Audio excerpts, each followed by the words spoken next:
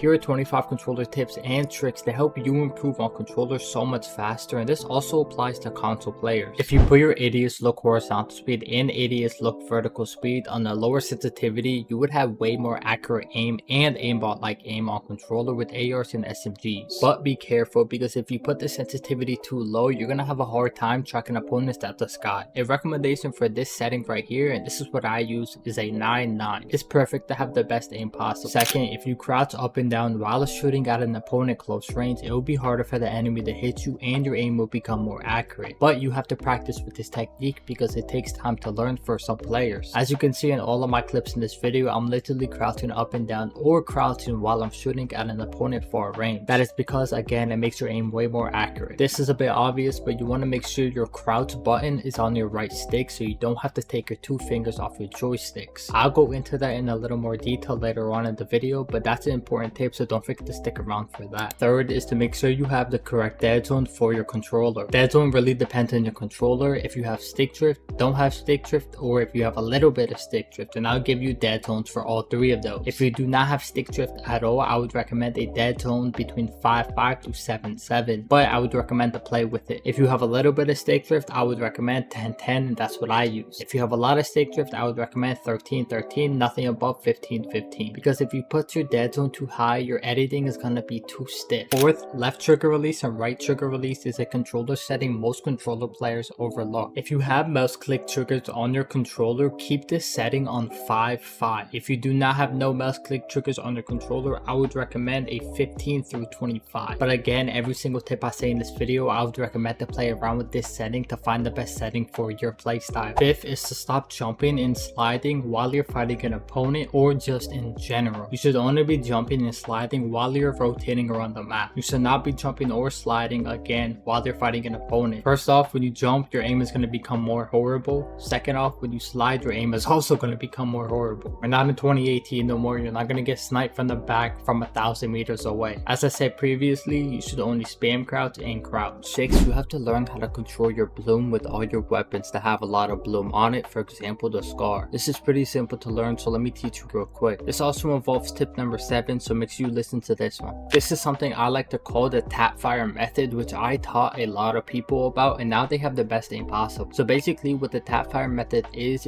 you want to shoot your weapon once or twice, meaning click RT once or twice. RT is the button you shoot with in Fortnite for the people who don't know. Once you shoot at an opponent once or twice, that would take away all your bloom away, and then you want to shoot your weapon automatically just how you would. I promise you, this is probably one of the best ways to remove all your bloom. Here comes tip number 7, which also helps your recoil. Doing the tap fire method also removes your recoil and bloom, so it's a 2-in-1. Tip number 8 is to make sure you're always playing on linear and not on exponential. There's obviously pros and cons of playing on exponential compared to linear, and it's the most obvious cons, like your editing is going to be stiff, your editing is going to be slow, plus your reaction time is also going to be slow. Now if you're an Expo player, I understand why you play on Expo. Apparently your aim is way better on Expo, yes, that's true, but you would rather have better aim and edits compared to just having good aim and not edit. I promise you, if you're an Expo player, it takes so fast to learn linear. I would recommend, if you play on Expo, just to learn it today, and you'll be as good as you were on Expo on linear tomorrow. Now if you play zero builds and you're on Expo, I would recommend just to stay in Expo. You're just gonna mess up your aim because you're not really building or editing. But if you play mostly builds, I would recommend linear because 99% of the controller pros are on linear. Tip number 9 is to stop changing your controller settings every single week. I'm tired of controller players asking why they're not improving on controller, and that's the biggest reason why. You have to find a good sensitivity that fits you and your playstyle. Now for example, you can copy other people's sensitivity, like me for example again, but that may not help for you because the sense might not work for you. My sense might be too fast for you, they might be too slow for you, they might be way too fast for you. You gotta find a good sensitivity that fits you and your play style. If you have a slow play style, find a good slow sensitivity for you. If you have a fast play style, you can copy my sense or find a faster sense for you. You have to find a good sensitivity and stick on that sensitivity because you're just messing up your muscle memory. Sorry for the interruption, but we're so close to 20,000 subscribers, so I really would appreciate if you like this video and subscribe, and consider using my supported credit code XMAR2X in the item shop to to support me and my father. Thank you. Let's get back into the video. Tip number 10 is to either play claw or paddles to be the best player possibly on controller. Now listen, before I even say why, you could still be a good non-claw, non-paddle player. I play non-claw, non-paddle, but you have to have optimal controller binds, but that's where tip number 11 comes in, so just give me a second. Claw players and paddle players have such a big advantage compared to non-claw, non-paddle players, because the main reason is because they don't take their 2 fingers off their joysticks, and if you play any FPS game, taking your 2 thumbs off your joystick gives you a big disadvantage. All the pros play claw and paddles. I know there's some good non-claw, non-paddle players, but if you don't know how to play claw or paddles, just give me a second. I'll show you guys the optimal binds and tip number 11. I'm gonna go through my controller binds real quick. I don't want to explain it too much to waste too much time. Obviously, with a non-claw, non-paddle player, you want to make sure you're editing with your left stick instead of B. Do not be editing with B. We're in 2025. Don't edit with B. You also want to sprint with down on your D-pad, and my switch mode's last edit is right on my D-pad. That's all I switch. I play around with my jump button a lot.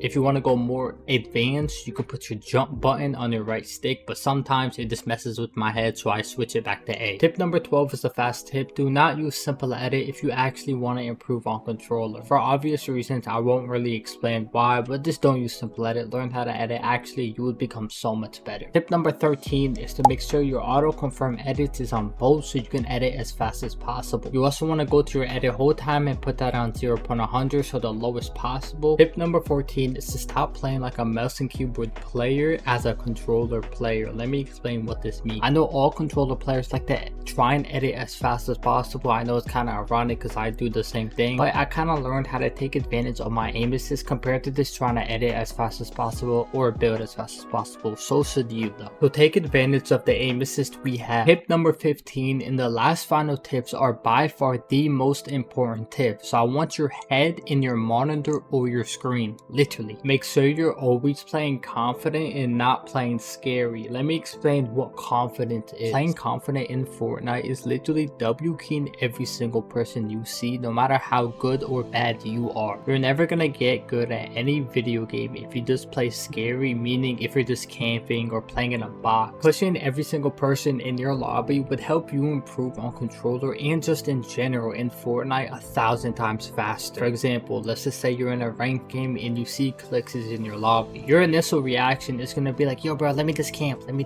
No, go push him, and you have to know in your head you are way better than him. Maybe even if you're not, you still have to have that confidence in your head. If you don't have confidence and you don't W key the whole lobby, you are never going to improve. That's genuinely the honest fact. Tip number 16 is to make sure you're playing smart as a controller player. Now, I just said you have to play confident and W key the whole lobby, but that doesn't mean you play dumb. Playing dumb, let me give you an example, right? I'll give you an example of myself. Let's just say you're in a dual ranked game and you see a team and you want to push that team by yourself, but your duo isn't with you. Pushing that duo by yourself as a solo is dumb, but you telling your duo to come and you guys fighting the duo together is smart. You know what I'm trying to say? So just make sure you're always playing smart, don't play dumb. But I can't lie, if you're confident you're gonna 1v2, go ahead and 1v2 because I do that a lot. Tip number 17 isn't really a controller tip, but it also helps you improve on controller. That is to play tournaments as much as possible. Playing tournaments would bring your experience and skill level up by like 100x. Doesn't even matter if it's a dual umbrella rank cup, it doesn't even matter. Just play tournaments as much as possible. Tip number 18 is to make sure all your mouse and keyboard settings and binds are all unbinded or put to 0. This tip only involves the people that has a mouse and keyboard plugged into their console or into their PC, even though they play controller. The reason being is because Fortnite would think you're on mouse and keyboard. For example, if you touch your mouse once or twice to go on like another browser, let's just say Google, Fortnite would think you're on mouse and keyboard, so they wouldn't give you no aim assist at all. Tip number 19 is LT spamming, but this only works close range. LT spamming is a big thing that used to be broken back in the old Fortnite days. We all know what LT spamming is, and it is still broken, but only close range. If you're not good at LT spamming, it really doesn't matter. You don't have to do it. It does make your aim way more accurate, but if you don't want to do it, don't do it. It's up to you. Tip number 20 is to make sure you're always playing wired when you play Fortnite. Do not play wireless. Let me explain. Wireless controllers will give you way more input delay than you know. Wired controllers don't give you no input delay at all. This involves every other FPS game or any other game. Everybody knows wired controllers don't give you delay compared to wireless controllers. I'm not saying go out and buy a wired controller. You don't have to, because all controllers come with like a USB-C or USB, so you can just get like a cord and just plug it into like your console or PC. That's what I did. Tip number 21 and the final tip of the video, and something I still struggle with to this day, is to stop panicking. Now listen, we've all been in a situation before where it's like a 1v2 situation, and me for example, I always panic in those type of situations. I still do to this day, and I can't lie, I don't know how people don't panic in those type of situations. My heart be beating. The point where I'm trying to get at is don't panic is I can't really explain how not to panic. This kind of goes with being confident too, but just stay as calm as possible. I can't really explain this tip as much as I would like to, but just try not to panic as much as possible, because you're gonna end up losing the game majority of the time. So try not to panic and to stay calm in situations like that. I hope you guys enjoyed the video. Please don't forget to like, subscribe for more tips just like this, and please again consider using code XMAR2X in the item shop.